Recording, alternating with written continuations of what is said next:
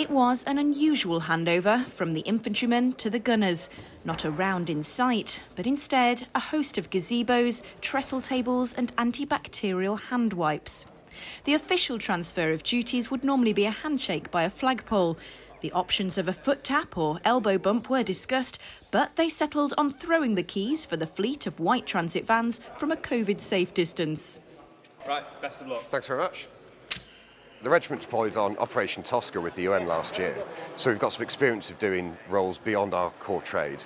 And although we're close support gunners, we stand ready to support whatever we're asked to do, and this is a remarkable experience that they're looking forward to getting involved in. You couldn't really get more different, could you? No, absolutely not.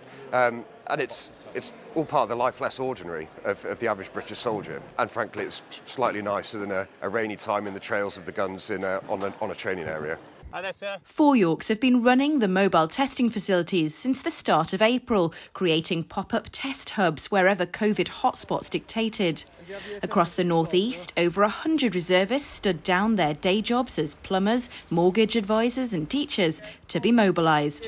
Have a good day now. They moved into their local army reserve centres to reduce risk of infection to their families, camping out on camp cots in halls across the north, initially working 7 days a week to provide capacity for thousands of tests a day.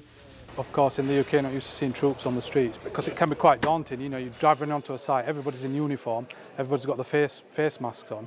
But just, you know, we were talking to them nicely, sort of coaxing them in and stuff. And the majority of people have been really, it's been positive. How's it going to feel kind of handing over this baton?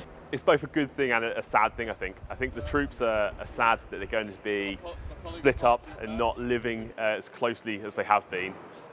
But equally, it's nice to hand it over and step away from the MTUs and change role again. How are you feeling about going back to teaching? I'm looking forward to it. Obviously, there's lots of kids I used to see on a daily basis. I haven't seen those for over 3 months now, so looking forward to it. Are you tired? Tired? Yeah. Why, can you tell? Can you tell? I just thought you must be. You guys have been working really hard. Yeah, we've been working, we've been working hard, yeah. In the beginning, we didn't have any time off. And a week in, Ramadan started, so we're fasting as well. And the weather was quite warm, so yeah, it was quite difficult in the beginning. The fact that they're reservists broadly and we're regulars, it doesn't really matter. Yeah, no dramas. And the handover's been fantastic. The flurry of activity behind me shows that Four Yorks have been highly professional, and they've been incredibly forward-leaning and helpful for us to hit the ground running and make sure there's no drop in service. Yeah, that's filling up the hand wash. A handful of Four Yorks personnel will continue out on the ground with the new teams to ensure the transfer goes smoothly, but their responsibilities for COVID testing in the northeast have officially come to an end.